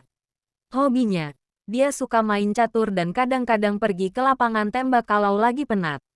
Rian menjeda kalimatnya, lalu menatap Mei Li dalam-dalam. Tapi Mei, kenapa kamu nggak tanya tentang aku saja? Makanan favoritku, hobiku, kan aku yang selalu ada buat kamu belakangan ini. Mei Li tertegun sejenak melihat raut wajah Rian yang mendadak serius. Namun, ia langsung tertawa dan menepuk bahu Rian dengan akrab. Loh, kalau soal kamu kan aku sudah tahu semua, Rian. Kamu itu sahabat terbaikku. Tapi sekarang, aku punya proyek khusus. Mei Li berjalan pergi sambil melambaikan tangan, meninggalkan Rian yang berdiri mematung di parkiran. Rian merasa seperti baru saja kalah sebelum sempat memulai pertandingan. Sementara kakaknya yang dingin itu justru menjadi target utama Mei Li. Bab 15. Serangan pertama di kantor. Siang harinya di kantor. Eng Wo sedang sibuk memeriksa dokumen saat pintu ruangannya diketuk. Ia mengira itu adalah sekretarisnya. Namun betapa kagetnya ia melihat Mei Li masuk dengan membawa sebuah kantong kertas kecil. "Pak Eng Wo, permisi," ucap Mei Li. Kali ini, ia tidak memakai kacamata besarnya. Ia tersenyum sangat manis. Senyum yang dulu sempat hilang. Eng Wo meletakkan pulpennya. Merasa bingung dengan perubahan drastis ini. "Ada apa?" "Mei Li, ada masalah dengan datanya." "Oh, bukan Pak. Saya cuma lewat depan kafe tadi dan ingat kata Rian kalau Bapak suka dark chocolate muffin yang tidak terlalu manis. Anggap saja ini tanda terima kasih karena Bapak sudah membela saya kemarin," ujar Mei Li sambil meletakkan kue itu di meja Eng Wo. Ia tidak langsung pergi. Mei Li sengaja mendekat, sedikit mencondongkan tubuhnya ke arah meja Eng Wo sehingga Eng Wo bisa mencium aroma parfum jeruk nipisnya yang segar. "Bapak jangan terlalu kaku terus. Nanti cepat tua. Sekali-kali makan yang enak ya, Pak," bisik Mei Li pelan sebelum berdiri tegak kembali. Eng Wo terpaku. Lidahnya mendadak keluh. Ia menatap muffin itu, lalu menatap Mei Li yang sekarang sedang menatapnya dengan pandangan yang sulit diartikan. Bukan lagi pandangan formal, tapi sesuatu yang lebih berbahaya. Strategi Mei Li berjalan dengan sangat mulus. Ia menggunakan kombinasi antara pesona pribadi, provokasi di media sosial, dan kecemerlangan otak yang luar biasa. Bab 16. Perangkap manis dan logika yang sempurna. Setelah meninggalkan ruangan Eng Wo, Mei Li tidak langsung kembali ke kubikelnya. Ia mengambil ponselnya, memotret muffin di atas meja kerja Eng Wo, lengkap dengan latar belakang papan nama CEO dan tumpukan dokumen eksklusif, lalu mengunggahnya ke Instagram Story dengan caption yang sangat singkat namun mematikan. "Snack sore untuk si naga yang ternyata suka yang manis-manis. Terima kasih sudah selalu menjagaku." Wajah tersenyum. Mei Li tahu persis bahwa Sinta masih mengikuti akun media sosialnya. Dan benar saja, dalam hitungan menit, unggahan itu menjadi bahan pembicaraan hangat di kalangan teman-teman kampus mereka. Namun, Mei Li tidak berhenti di sana. Begitu kembali ke mejanya, ia langsung berubah menjadi mahasiswi jenius. Ia tidak ingin Eng Wo hanya melihatnya sebagai gadis yang jago merayu. Ia ingin Eng Wo mengakui bahwa dia adalah partner yang setara. Bab 17. Kekaguman di balik layar. Di dalam ruangannya, Eng Wo perlahan mencicipi muffin pemberian Mei Li. Rasanya pas, pahitnya coklat asli bertemu dengan tekstur yang lembut. Sambil mengunyah, ia memperhatikan Mei Li dari balik dinding kaca ruangannya yang transparan. Ia melihat Mei Li sedang fokus di depan 3 monitor sekaligus. Jari-jarinya menari di atas keyboard dengan kecepatan luar biasa. Tidak ada lagi keluhan. Tidak ada lagi gangguan. Mei Li menyelesaikan coding algoritma yang sangat kompleks dalam waktu yang jauh lebih cepat dari target yang ia berikan. Tok tok tok. Mei Li masuk kembali ke ruangan Eng Wo sore itu. "Ini hasil optimasi basis data untuk kuartal depan, Pak. Saya sudah menambahkan sistem keamanan enkripsi baru agar kejadian peretasan seperti bulan lalu tidak terulang," ucap Mei Li sambil menyerahkan tablet digital. Eng Wo memeriksa hasilnya. Ia terdiam. Logika Mei Li sangat bersih, efisien, dan bahkan melampaui standar para pengembang senior di kantornya. "Kamu menyelesaikan ini sendirian?" tanya Eng Wo. Matanya tidak bisa menyembunyikan rasa kagum. "Tentu saja, Pak. Sisi positif dari tugas berat adalah otak saya dipaksa bekerja di batas maksimal," jawab Mei Li dengan senyum kemenangan yang tenang. "Ada lagi yang bisa saya bantu? Atau Bapak ingin saya membawakan kopi tanpa gula kesukaan Bapak?" Eng Wo menatap Mei Li dalam-dalam. Ia mulai merasa ada yang salah dengan jantungnya. Dulu ia menganggap Mei Li hanyalah gangguan. Tapi sekarang, kombinasi antara kecantikan, kepintaran, dan keberanian gadis itu mulai meruntuhkan pertahanan esnya. Bab 18. Amukan Sinta dan ketenangan Mei Li. Sementara itu, di sebuah butik mewah, Sinta membanting ponselnya setelah melihat unggahan Mei Li. Ia berteriak histeris, membuat para pelayan toko ketakutan. Beraninya dia Dia sengaja memamerkan kedekatannya dengan Eng Wo. Teriak Sinta. Ia langsung menelepon Eng Wo berkali-kali. Namun Eng Wo tidak mengangkatnya. Malam itu, saat jam pulang kantor, Mei Li berpapasan dengan Eng Wo di lobi. Eng Wo tampak ragu sejenak, lalu memanggilnya. Mei Li, tunggu. Mei Li berbalik. Rambutnya tertiup angin sore, memberikan kesan sangat cantik. Ya, Pak, hasil kerjamu hari ini sangat luar biasa. Saya mulai berpikir bahwa mungkin kamu terlalu hebat hanya untuk sekadar jadi mahasiswi magang, ujar Eng Wo tulus. Ia lalu ragu sejenak sebelum melanjutkan. Dan soal Mufin tadi, terima kasih. Itu enak, Mei Li tersenyum. Kali ini senyumnya terasa lebih tulus tapi tetap misterius. Sama-sama, Pak, saya senang kalau Bapak suka. Sampai jumpa besok. Eng Wo hanya bisa berdiri di lobi, menatap punggung Mei Li yang berjalan menuju halte bus, tanpa menyadari bahwa ia baru saja masuk ke dalam perangkap yang dibuat dengan sangat cantik oleh gadis yang pernah ia remehkan. Bab 19. Kelas VS. Emosi. Pagi itu, suasana di depan lobi gedung PT Etek Innovation mendadak riuh. Sinta sudah berdiri di sana sejak jam 8 pagi dengan kacamata hitam besar dan tas bermerek, tampak seperti singa yang siap menerkam mangsa. Begitu melihat Mei Li turun dari ojek daring, Sinta langsung menghadang jalan. "Heh, perempuan gatal," teriak Sinta. Suaranya melengking hingga membuat para karyawan yang baru datang menoleh. "Maksud kamu apa posting foto Mufin itu di media sosial? Kamu mau pamer kalau kamu berhasil menggoda Eng Wo?" Mei Li berhenti melangkah. Ia tidak tampak takut sama sekali. Dengan tenang, ia merapikan blazernya dan menatap Sinta dari balik kacamata beningnya. Di kejauhan, mobil Eng Wo baru saja tiba, dan sang CEO berdiri di ambang pintu masuk, memperhatikan drama itu dengan tangan bersedekap. Sinta semakin menjadi-jadi. Ia mendekati Mei Li dan menunjuk-nunjuk wajahnya. "Kamu itu cuma mahasiswi magang miskin. Jangan mimpi bisa merebut Eng Wo dariku."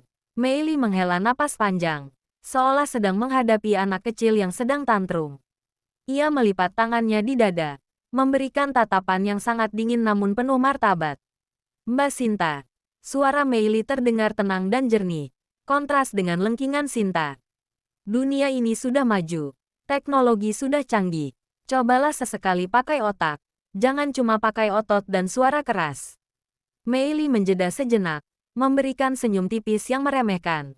"Kalau Mbak punya kapasitas otak yang cukup, Mbak pasti tahu kalau pria seperti Pak Eng Wo tidak akan tertarik pada keributan tidak berkelas seperti ini. Permisi, saya punya data penting untuk dikerjakan. Waktu saya terlalu mahal untuk meladeni ini." Tanpa menunggu jawaban, Mei Li berjalan melewati Sinta begitu saja. Ia melangkah dengan kepala tegak, melewati sensor pintu otomatis dengan sangat elegan. Sinta membeku. Wajahnya merah padam karena malu sekaligus murka. Ia hendak mengejar, namun petugas keamanan segera menghalangi jalannya. "Eng Wo, lihat apa yang dia lakukan padaku," teriak Sinta putus asa. Eng Wo yang sedari tadi menonton dari kejauhan, tidak memberikan respons pembelaan sedikit pun pada Sinta. Alih-alih marah, sudut bibirnya justru tertarik ke atas. Ia tersenyum tipis, sebuah senyuman tulus yang jarang terlihat. Ia sangat kagum melihat bagaimana Mei Li menghancurkan harga diri Sinta tanpa harus mengeluarkan kata-kata kasar. Eng Wo kemudian berjalan masuk, mengikuti langkah Mei Li menuju lift. Bab 20. Langkah Sang Naga. Di dalam lift yang hanya berisi mereka berdua, suasana terasa sangat sunyi namun intens. Mei Li menatap angka lantai yang bergerak naik, sementara Eng Wo berdiri di sampingnya. "Pakailah otak, jangan pakai otot," gumam Eng Wo, mengulangi kata-kata Mei Li tadi. Kalimat yang bagus. Mei Li menoleh sedikit, kembali ke mode matahari, yang ramah namun kali ini sedikit menggoda. Bapak nonton ya tadi? Maaf ya Pak, lobi Bapak jadi agak berisik karena saya punya penggemar fanatik, seperti Mbak Sinta." Eng Wo terkekeh pelan, suara yang sangat jarang didengar oleh siapapun di kantor itu. "Saya tidak keberatan. Melihatmu membuat dia terdiam adalah hiburan terbaik pagi ini." Eng Wo menatap Mei Li dalam-dalam saat pintu lift terbuka. "Mei Li, setelah jam kantor selesai, jangan pulang dulu. Ada hal penting yang ingin saya bicarakan. Secara pribadi, Mei Li mengerutkan kening, mencoba menebak rencana Eng Wo. Soal proyek, Pak, bukan. Jawab Eng Wo singkat sambil berjalan keluar lift. Soal kita, langkah Mei Li terasa agak berat saat menuju ruangan CEO. Jantungnya berdegup kencang. Dak-dikduk, tak karuan. Ia merapikan rambut dan pakaiannya, membayangkan skenario romantis seperti di drama Korea. Apa dia benar-benar mau menyatakan cinta? Apa strategiku secepat itu berhasil? Pikirnya penuh percaya diri sekaligus gugup. Bab 21. Jebakan. Tentang kita. Mei Li mengetuk pintu pelan dan masuk. Eng Wo sedang duduk di kursi kebesarannya, menatap jendela yang menampilkan pemandangan kota di waktu senja. Suasananya sangat mendukung untuk sebuah pengakuan serius. Eng Wo berbalik, menatap Mei Li dengan ekspresi yang sangat dalam. Kamu sudah datang, Mei Li. Duduklah. Mei Li duduk dengan anggun, mencoba menenangkan debaran jantungnya. Eng Wo terdiam sejenak, lalu mencondongkan tubuhnya ke arah Mei Li. Soal apa yang kukatakan di lift tadi, tentang kita. Eng Wo menggantung kalimatnya, membuat Mei Li menahan napas. Kamu pasti berpikir aku akan membicarakan perasaan, bukan? Mei Li hanya berkedip, pipinya sedikit bersemu merah. Eng Wo tiba-tiba tertawa kecil, tawa yang terdengar sedikit jahil. Maaf, aku hanya bercanda soal itu. Aku tahu kamu sedang melakukan strategi untuk membuatku jatuh cinta demi mengalahkan Sinta, kan? Mei Li tersentak, wajahnya langsung merah padam karena malu. Ternyata sang naga tidak sebodoh yang ia kira. Tapi, lanjut Eng Wo sambil menggeser sebuah map biru yang sangat tebal. Maksudku, tentang kita, adalah tentang kerjasama profesional kita. Aku tidak bisa membiarkan bakatmu sia-sia hanya sebagai mahasiswi magang. Aku ingin menunjukmu secara resmi menjadi Head of System Optimizer untuk proyek pengembangan aplikasi terbaru kita. Eng Wo membuka map itu, memperlihatkan rincian kontrak. Ini proyek profesional. Kamu akan bekerja di bawah pengawasanku langsung. Tapi kamu akan dibayar dengan gaji profesional layaknya karyawan senior. Bonusnya juga besar jika sistem ini berhasil dipasarkan. Mata Mei Li yang tadi sempat layu karena malu, mendadak membulat dan berbinar-binar seperti melihat tumpukan emas. Rasa malu karena kegeeran tadi hilang seketika digantikan oleh rasa girang yang meluap-luap. Hah, serius? Pak, saya dibayar, seru Mei Li tanpa sadar kehilangan mode robotnya. Sangat serius. Eng Wo tersenyum melihat reaksi jujur Mei Li. Aku membayar otakmu, bukan senyummu. Yeeeeeeessssss. Mei Li hampir saja melompat dari kursi. Pikirkan positifnya. Mei, kamu nggak cuma menang dari Sinta, tapi tabunganmu bakal penuh. Masa depan cerah sudah di depan mata. Mei Li langsung meraih pulpen di meja Eng Wo dengan penuh semangat. Mana yang harus saya tanda tangani? Pak, saya akan kerjakan sekarang juga. Kalau perlu saya lembur sampai subuh. Eng Wo menggeleng-gelengkan kepala melihat tingkah Mei Li yang kembali menjadi matahari yang mengincar uang. Namun, di dalam hatinya, Eng Wo merasa menang. Ia berhasil membuat Mei Li tetap berada di dekatnya tanpa harus terlihat kalah oleh rayuan gadis itu. Mei Li merasa sangat di atas angin. Strateginya untuk membalas Sinta tidak hanya berhasil secara mental, tapi juga membuahkan hasil finansial yang luar biasa. Dengan gaji pertama dari kontrak profesionalnya, Mei Li langsung memboyong Rian dan Dinda ke sebuah restoran all-you-can-eat premium untuk merayakan kemerdekaan finansialnya. Bab 22. Pesta kemenangan dan sabotase yang gagal. Di restoran, Mei Li makan dengan sangat lahap. Tumpukan piring daging memenuhi mejanya. Makan yang banyak. Rian, Dinda, hari ini aku yang bayar. Pikirkan positifnya. Semakin banyak kita makan, semakin banyak nutrisi untuk otak kita mengerjakan proyek Pak Naga. Seru Mei Li sambil tertawa lebar. Rian tersenyum melihat kebahagiaan Mei Li. Meski ada sedikit rasa sesak di dadanya melihat Mei Li begitu bersemangat mengerjakan proyek milik kakaknya. Selamat ya, Mei. Kamu memang hebat. Tapi hati-hati. Kak Eng Wo itu orangnya detail. Jangan sampai ada celah. Pesan Rian tulus. Sementara itu, api kebencian di hati Sinta sudah mencapai puncaknya. Ia tidak bisa menerima kenyataan bahwa Mei Li sekarang menjadi karyawan resmi di perusahaan pria yang ia puja. Sinta diam-diam menyuap salah satu staf IT junior yang dulu pernah ia kenal untuk mendapatkan akses masuk ke sistem cloud kantor pada malam hari. Aku akan menghapus semua hasil kerja kerasmu, Mei Li. Kita lihat apa Engwo masih akan memujimu kalau datanya hilang total. Desis Sinta di depan laptopnya. Sinta mulai menjalankan aksinya. Ia mencoba masuk ke dalam folder proyek, sistem optimizer, dan mulai melakukan perintah delete massal. Namun, Sinta tidak tahu bahwa Mei Li telah memasang sebuah sistem keamanan unik yang ia namakan Trapsun. Bab 23. Perangkap untuk sang pengganggu. Keesokan paginya di kantor, Engwo sedang memeriksa laporan keamanan sistem di tabletnya sambil menyesap kopi hitam. Tiba-tiba, sebuah notifikasi merah menyala di layarnya. Alarm, upaya akses ilegal dan penghapusan data terdeteksi di folder optimizer. Engwo mengerutkan kening. Ia segera memanggil tim IT senior. Cek siapa yang mencoba merusak data proyek Mei Li semalam. Perintahnya dingin. Setelah beberapa menit, tim IT memberikan laporan. Pak, pelakunya menggunakan akun staf junior. Tapi alamat IP-nya berasal dari luar kantor. Dan yang menarik, Pak, Mbak Mei Li sudah memasang tracking system.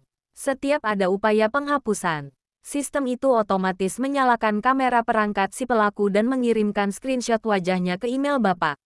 Engwo membuka emailnya, dan di sana terlihat jelas wajah Sinta yang sedang tersenyum licik di depan laptop sebelum sistem itu mengunci aksesnya. Mei Li masuk ke ruangan Engwo dengan wajah ceria, seolah tidak terjadi apa-apa. Pagi. Pak, gimana? Apa sistem? Perangkap naga. Saya bekerja semalam. Engwo menoleh, menatap Mei Li dengan tatapan yang sulit diartikan. Kamu sudah tahu ini akan terjadi. Saya selalu berpikir positif. Pak, jawab Mei Li santai sambil duduk di kursi depan meja Engwo. Positifnya adalah saya tahu orang seperti Mbak Sinta nggak akan diam saja. Jadi, saya buatkan sistem yang kalau datanya dihapus, sebenarnya itu cuma folder palsu berisi virus yang akan mengunci perangkat si penghapus selama 24 jam. Data aslinya aman di server pribadi saya. Engwo tersenyum tipis. Kali ini dengan rasa bangga yang nyata. Kamu benar-benar licik, Mei Li. Tapi aku suka cara kerjamu. Engwo kemudian menekan tombol di telepon kantornya. Keamanan. Hubungi kepolisian. Saya punya bukti sabotase industri dan peretasan sistem perusahaan atas nama Sinta. Pastikan dia tidak bisa mendekati gedung ini lagi. Kali ini melalui jalur hukum. Mei Li bertepuk tangan pelan. Wah, Pak Engwo tegas sekali. Pikirkan positifnya. Mbak Sinta akan punya banyak waktu untuk bermeditasi di kantor polisi. Engwo menatap Mei Li lama. Mei Li, setelah urusan ini selesai, aku ingin mengajakmu makan malam. Bukan sebagai mentor, tapi sebagai pria yang ingin meminta maaf karena pernah meragukan otakmu. Kamu mau? Reaksi Mei Li benar-benar di luar ekspektasi Engwo. Meskipun Mei Li sedang menjalankan strategi untuk membuat Engwo jatuh cinta, dia tetaplah gadis yang memegang prinsip dan tidak mau terjebak dalam situasi yang membuatnya merasa tidak nyaman atau terlalu intim secara mendadak. Bab 24. Benteng yang belum runtuh. Mendengar ajakan Engwo, Mei Li yang tadinya santai langsung duduk tegak dan sedikit menggeser kursinya ke belakang. Matanya menatap Engwo dengan penuh selidik. Makan malam, tanya Mei Li, memastikan pendengarannya. Siapa saja yang ikut? Pak, apa ini makan malam tim dengan Rian dan Dinda juga? Engwo berdeham, mencoba memperbaiki posisi duduknya yang mendadak terasa kaku. Tidak, saya pikir, hanya kita berdua. Sebagai ucapan terima kasih pribadi saya, Mei Li langsung menggelengkan kepalanya dengan cepat. Oh, kalau cuma berdua, saya tidak mau, Pak. Mohon maaf. Engwo tertegun. Ia adalah pria yang biasanya dikejar-kejar wanita. Namun kali ini ia ditolak mentah-mentah untuk sebuah ajakan makan malam. Kenapa? Saya hanya ingin mengobrol santai tanpa gangguan pekerjaan. Pikirkan positifnya, Pak, ujar Mei Li dengan nada bicara yang kembali formal namun tegas. Kalau kita makan malam berdua, nanti gosip di kantor makin parah. Belum lagi kalau Sinta atau keluarga kita tahu. Urusannya bakal panjang lagi. Saya baru saja merasa bebas. Saya tidak mau terjebak dalam situasi yang membingungkan. Mei Li berdiri, merapikan dokumennya. Kalau Bapak mau traktir sebagai tanda terima kasih, Bapak bisa belikan pizza untuk satu divisi IT atau kita pergi makan ramai-ramai dengan Rian dan Dinda. Itu jauh lebih menyenangkan. Eng Wo hanya bisa menghela napas panjang. Ia menyandarkan punggungnya ke kursi kebesarannya, menatap langit-langit ruangan dengan perasaan campur aduk. Rasa kagumnya pada Mei Li semakin bertambah, tapi rasa frustrasinya juga ikut naik level. Gadis ini benar-benar tidak mudah ditaklukkan. Baiklah, baiklah, sahut Eng Wo menyerah. Kita makan bersama Rian dan Dinda. Puas, Mei Li langsung tersenyum lebar. Senyum mataharinya kembali muncul dengan sempurna. Puas sekali. Pak, nanti saya yang pilih restorannya ya. Bapak tinggal bayar saja. Saya permisi kembali ke meja saya. Bab 25. Makan malam, ramai-ramai. Malam itu, di sebuah restoran Jepang mewah pilihan Mei Li, suasana terasa sangat unik. Rian dan Dinda duduk di satu sisi, sementara Mei Li duduk di tengah, diapit oleh Rian dan Eng Wo yang tampak seperti dua kutub yang saling menolak. Eng Wo hanya diam, sesekali menyesap teh hijaunya sambil memperhatikan bagaimana Mei Li dengan sangat akrab menyuapkan potongan sushi ke arah Dinda atau tertawa lepas mendengar lelucon Rian. Kak, jangan cemberut terus. Ini kan makan malam perayaan, bisik Rian sambil menyeringai kemenangan ke arah kakaknya. Ia tahu betul Eng Wo sebenarnya ingin berdua saja dengan Mei Li. Eng Wo melirik adiknya dengan tajam. Aku tidak cemberut, aku hanya sedang memikirkan tagihan yang harus kubayar karena Mei Li memesan hampir semua menu di sini. Mei Li menoleh ke arah Eng Wo. Matanya berbinar karena makanan enak. Pak Eng Wo, coba yang ini. Pikirkan positifnya. Kalau perut kenyang, hati pasti senang dan Bapak nggak akan jadi naga yang galak lagi besok. Tanpa sadar, Mei Li menyodorkan sebuah salmon aburi ke dekat piring Eng Wo. Perhatian kecil itu, meskipun sederhana, berhasil membuat pertahanan Eng Wo runtuh. Ia akhirnya tersenyum tipis dan mulai ikut menikmati suasana. Di tengah kegembiraan itu, ponsel Eng Wo bergetar. Sebuah pesan masuk dari pengacaranya. Tuntutan terhadap Sinta sudah diproses. Dia akan segera dipanggil untuk pemeriksaan. Eng Wo menaruh ponselnya dan menatap Mei Li yang sedang tertawa. Di dalam hatinya, ia berjanji, mungkin hari ini kita makan berdua gagal, Mei Li. Tapi aku tidak akan menyerah sampai kamu sendiri yang memintaku untuk makan malam berdua. Kehadiran kakek Mei Li di restoran tersebut bak petir di siang bolong. Suasana meja yang tadinya penuh tawa mendadak senyap saat sosok berwibawa itu berdiri tepat di samping meja mereka, menatap lurus ke arah Eng Wo dengan tatapan tajam. Bab 26. Interogasi sang kakek. Mei Li. Suara berat kakek membuat Eng Wo refleks berdiri dari kursinya. Kakek, sedang apa di sini? Tanya Mei Li dengan wajah tanpa dosa. Sementara sumpitnya masih menjepit potongan gurita. Eng Wo membungkuk dalam. Wajahnya tampak jauh lebih tegang daripada saat menghadapi rapat pemegang saham. Selamat malam, Kek. Kami sedang. Kakek tidak menoleh pada Eng Wo. Matanya tertuju pada cucunya. Kenapa kamu makan malam dengan pria yang sudah membatalkan perjodohan dan menyakitimu? Apa kamu lupa apa yang dia lakukan? Eng Wo semakin salah tingkah. Namun, Mei Li justru menjawab dengan sangat santai sambil mengunyah makanannya. Duh, kakek. Jangan dramatis begitu. Ucap Mei Li sambil menepuk kursi kosong di sebelahnya. Mengisyaratkan kakek untuk duduk. Namun kakek tetap berdiri tegak. Mei sekarang magang di perusahaan Pak Eng Wo. Ini makan malam profesional karena Mei berhasil menyelamatkan data perusahaan dari serangan orang jahat. Jadi, ini murni urusan bos dan anak buah yang jenius. Kakek beralih menatap Eng Wo, lalu ke arah Rian yang juga tampak canggung. Magang, di perusahaan dia. Iya, Kek, Pak Eng Wo sudah minta maaf secara profesional. Dan Mei dibayar mahal lo untuk proyek ini. Pikirkan positifnya, Kek. Daripada Mei magang di tempat lain yang belum tentu gajinya oke. Mending di sini kan. Kakek jadi tidak perlu kasih uang jajan tambahan lagi. Mei Li nyengir lebar, menunjukkan deretan giginya yang rapi. Eng Wo hanya bisa diam mematung. Mengagumi betapa lihainya Mei Li memutarbalikkan suasana yang mencekam menjadi terlihat biasa saja.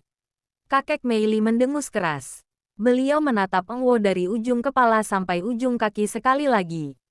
Baguslah kalau kamu tahu cara menghargai otak cucuku sekarang.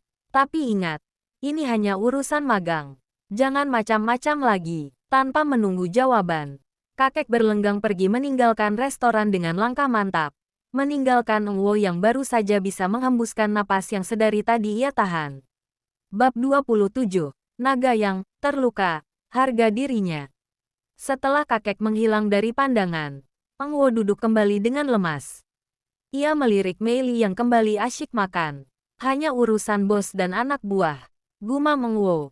Suaranya terdengar sedikit kecewa. Tentu saja, sahut Mei Li tanpa menoleh. Apa Bapak mau saya bilang ke kakek kalau Bapak sedang mencoba mendekati saya lagi? Bisa-bisa kantor Bapak didatangi satu truk pengawal kakek besok pagi. Rian tertawa terbahak-bahak melihat ekspresi kakaknya yang tampak terluka secara mental. Kena mental kan, Kak? Makanya, jangan main-main sama mataharinya kakek. Eng Wo terdiam. Ia menyadari satu hal. Di kantor, ia memang bosnya. Tapi di kehidupan nyata, Mei Li lah yang memegang kendali penuh atas situasi ini. Ia baru saja diselamatkan oleh alasan magang. Tapi di saat yang sama, ia juga dikunci di dalam zona profesional oleh Mei Li. Bab 28. Pelarian ke puncak dingin. Pagi itu, di ruang rapat, Eng Wo mengetukkan pulpennya di meja dengan irama yang mantap. Data sensor lingkungan untuk proyek optimizer menunjukkan anomali di area pegunungan utara. Kita perlu validasi lapangan segera. Saya, Mei Li, dan tim teknis akan berangkat besok pagi. Rian langsung mengangkat tangan. Aku ikut. Kak, aku kan asisten pengembang juga. Eng Wo menggeleng pelan dengan ekspresi yang sangat serius. Akting profesionalnya sedang berada di puncaknya. Tidak, Rian. Kamu harus tetap di sini untuk berkoordinasi dengan Prof. Hadi dan mengurus legalitas tuntutan Sinta. Ini tugas penting. Aku hanya percaya padamu untuk memegang kendali kantor pusat. Rian tampak tidak puas. Tapi alasan Eng Wo terlalu logis untuk dibantah. Sementara itu, Mei Li hanya mengangkat bahu. Pikirkan positifnya. Mei. Gumam Mei Li pada dirinya sendiri. Udara gunung bagus untuk paru-paru. Dan mungkin ada banyak spot foto bagus untuk membuat Sinta makin panas di penjara nanti. Bab 29. Perjalanan tanpa sekat. Keesokan harinya, sebuah mobil SUV tangguh melaju membelah jalanan berliku menuju kaki gunung. Di dalam mobil, hanya ada Eng Wo yang menyetir sendiri, dengan alasan ingin menikmati perjalanan, dan Mei Li di kursi penumpang. Bapak yakin tidak butuh sopir? Tanya Mei Li sambil melihat peta digital. Saya ingin suasana yang tenang. Mei Li, jawab Eng Wo singkat. Ia melirik Mei Li yang kali ini tidak memakai baju formal kaku. Gadis itu memakai sweater rajut berwarna kuning cerah yang membuatnya tampak sangat hangat di tengah cuaca pegunungan yang mulai dingin. Selama perjalanan, Eng Wo tidak lagi bicara soal kode atau data. Ia memutar musik klasik yang menenangkan. Mei Li, panggil Eng Wo pelan saat mereka melewati hamparan kebun teh. Di sini tidak ada kakek, tidak ada Rian, dan tidak ada karyawan kantor. Bisakah kita bicara sebagai dua orang yang sedang mengenal satu sama lain? Mei Li menoleh. Ia melihat profil samping wajah Eng Wo yang biasanya tegang kini tampak lebih rileks. Bapak sedang mencoba modus ya? Eng Wo tertawa kecil. Tawa yang kali ini terdengar sangat lepas. Mungkin, tapi setidaknya aku jujur. Aku hanya ingin tahu. Apa yang membuatmu selalu bisa berpikir positif bahkan saat orang-orang di sekitarmu, termasuk aku, bersikap buruk padamu? Mei Li terdiam sejenak, menatap kabut yang mulai turun. Karena kalau aku ikut-ikutan negatif, maka dunia akan kehilangan satu orang baik lagi, Pak. Aku lebih suka menang dengan kebahagiaan daripada menang dengan dendam. Eng Wo tertegun. Jawaban itu membuat hatinya yang selama ini beku terasa seperti disiram air hangat. Bab 30. Malam di Pondok Riset. Sesampainya di pondok riset milik perusahaan di tengah hutan pinus, cuaca mendadak memburuk. Hujan deras turun disertai angin kencang. Tim teknis yang seharusnya menyusul dengan mobil lain tertahan karena longsor kecil di jalan bawah. Sepertinya malam ini hanya ada kita di sini. Mei Li, ujar Eng Wo sambil menyalakan perapian di ruang tengah pondok yang terbuat dari kayu itu. Mei Li berdiri di dekat jendela, memeluk tubuhnya sendiri karena kedinginan. Pikirkan positifnya. Setidaknya ada perapian dan, Bapak punya mie instan tidak? Eng Wo menoleh dan tersenyum tipis. Ia berjalan mendekati Mei Li. Lalu tanpa diduga, ia melepas jaket tebalnya dan menyampirkannya ke bahu Mei Li. Aku punya lebih dari sekadar mie instan. Tapi untuk sekarang, hangatkan dirimu dulu, bisik Eng Wo. Jarak mereka sangat dekat. Dan kali ini, Mei Li tidak bergerak mundur. Suara hujan yang menghantam atap kayu pondok menciptakan melodi yang melankolis. Di depan perapian yang berkertak, Mei Li duduk bersila di atas karpet bulu. Sementara Eng Wo duduk di sampingnya, menatap api dengan tatapan kosong. Bab 31. Rahasia di balik es. Kamu tahu kenapa aku selalu kaku, Mei? Eng Wo memulai. Suaranya hampir berbisik. Dulu, aku tidak seperti ini. Tapi ibuku pergi meninggalkan aku dan ayahku demi pria lain saat aku masih remaja. Ayahku menjadi hancur, dan aku dipaksa dewasa sebelum waktunya untuk menjaga perusahaan. Mei Li tertegun, menghentikan kegiatannya meremas jaket Eng Wo. Sejak saat itu, aku menganggap perasaan adalah kelemahan. Aku melihat bagaimana cinta menghancurkan ayahku. Jadi aku memutuskan untuk menjadi es. Dingin itu aman, Mei. Tidak ada yang bisa menyakitimu kalau kamu tidak peduli. Lanjut Eng Wo. Mei Li menatap Eng Wo dengan tatapan yang sangat lembut. Sifat positif thinkingnya kali ini bukan untuk membalas dendam, tapi untuk menyembuhkan. Pak, maksudku, Eng Wo, pikirkan positifnya. Kamu menjadi kuat karena masa lalu itu. Tapi jangan biarkan masa lalu itu mencuri kebahagiaanmu sekarang. Tidak semua orang akan pergi. Bab 32. Truth Order di tengah badai. Untuk mencairkan suasana yang terlalu berat, Mei Li mengambil sebuah botol air kosong dan meletakkannya di tengah. Oke, cukup sedih-sedihnya. Kita main Truth Order. Siapapun yang botolnya menunjuk ke arahnya, harus memilih. Botol diputar. Putaran pertama. Berhenti tepat di depan Eng Wo. Truth, ucap Eng Wo cepat. Ia belum siap melakukan tantangan konyol dari Mei Li. Oke. Mei Li menyeringai jahil. Jujur, saat pertama kali kita bertemu di pesta kakek. Apa yang sebenarnya Bapak, kamu, pikirkan tentang aku? Eng Wo terdiam cukup lama. Aku berpikir, kamu adalah gadis paling menyebalkan karena senyummu terlalu terang sampai menyilaukan mataku. Tapi di saat yang sama, aku merasa terganggu karena aku tidak bisa berhenti memikirkanmu malam itu. Wajah Mei Li memerah. Ia segera memutar botol lagi untuk menyembunyikan rasa salah tingkahnya. Kali ini botol menunjuk ke arah Mei Li. Tantang Mei Li berani. Eng Wo menatap mata Mei Li dalam-dalam. Aku menantangmu untuk berhenti memanggilku Bapak atau Pak Eng Wo malam ini. Panggil namaku dan katakan satu hal jujur yang kamu rasakan tentang aku saat ini.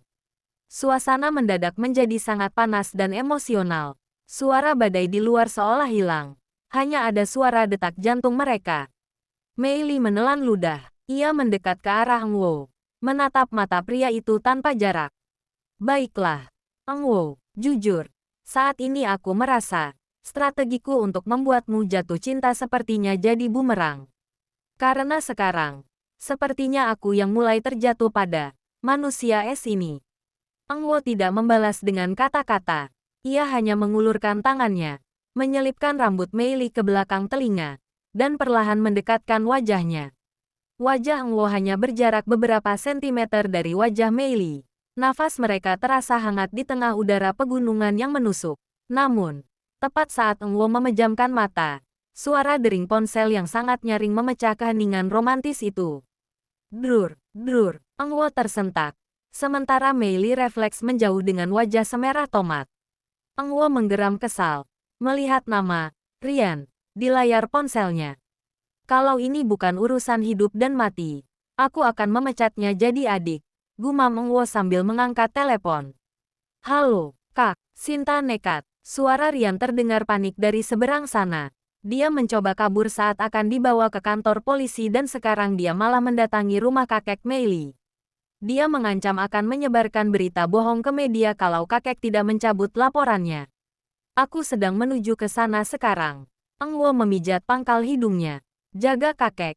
Rian, jangan biarkan wanita itu masuk. Aku akan segera kembali setelah badai reda. Bab 33. Hangat di tengah badai. Setelah menutup telepon, Eng Wo melihat Mei Li yang tampak cemas. Ada apa? Sinta ke rumah kakek. Eng Wo mengangguk. Jangan khawatir. Rian sudah di sana. Jalanan masih tertutup longsor kecil. Kita tidak bisa turun sekarang dalam keadaan gelap dan badai. Mereka kembali duduk di depan perapian. Ketegangan romantis tadi berubah menjadi kebersamaan yang lebih tenang. Karena kelelahan fisik dan emosional setelah seharian bekerja dan menghadapi drama, perlahan-lahan kantuk mulai menyerang. Mei Li menyandarkan kepalanya di bahu Eng Wo. Sementara Eng Wo melingkarkan tangannya untuk memberikan kehangatan. Di tengah suara kayu bakar yang berderak, mereka berdua akhirnya terlelap dalam posisi saling memeluk di atas karpet bulu yang hangat. Bab 34. Kejutan pagi hari. Sinar matahari pagi yang cerah menembus celah jendela kayu, memantul di salju tipis yang menyelimuti puncak gunung. Pintu depan pondok tiba-tiba terbuka dengan suara brak. Pak Eng Wo, kami sudah berhasil membersihkan jalan. Kalimat kepala tim teknis terhenti seketika. Di belakangnya, beberapa stafit dan teknisi lapangan ikut membeku di ambang pintu. Pemandangan di depan mereka sangatlah langka. Sang CEO yang dikenal sebagai manusia es, sedang tidur terlelap sambil memeluk erat mahasiswi magangnya.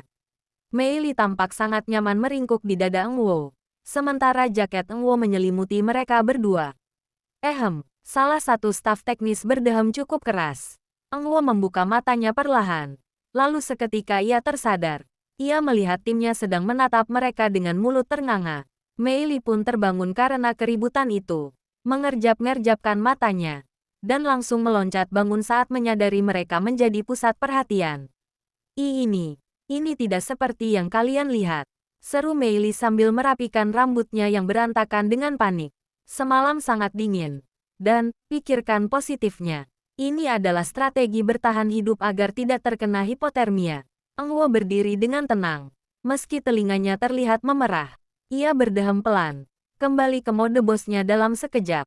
Bagus kalian sudah sampai. Lakukan pengecekan sensor sekarang. Dan, apapun yang kalian lihat tadi, jangan sampai terdengar ke kantor pusat. Atau bonus kalian bulan ini hangus. Para staf langsung bubar dengan kecepatan cahaya. Pura-pura sibuk dengan peralatan mereka.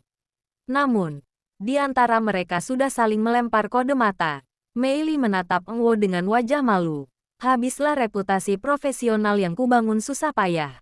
Eng Wo justru tersenyum tipis. Kali ini senyum yang penuh arti. Pikirkan positifnya, Mei. Setidaknya sekarang satu divisi tahu kalau aku hanya hangat padamu.